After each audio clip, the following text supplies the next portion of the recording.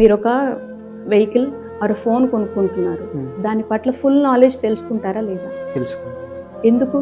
రేపు అన్ననాడు ఆపరేటింగ్ చేయాల్సిన వచ్చినప్పుడు ప్రతిసారి మీరు వెళ్ళి వేరే వాళ్ళని అడగలేము. ఆ షాప్ ఓనర్ని అడగలేరు, ఆ షాప్ లో తయారు చేసేవాడిని అడగలేరు. అవును. Because you are creating awareness about the particular instrument గురించి కానీ, గ్యాడ్జెట్ గురించి కానీ, లేకపోతే ఏదైతే కొనుక్కో. అండ్ మీరు మీ బాడీ గురించి ఎందుకు తెలుసుకోరు? అవగాహన కావాలి. లేదు.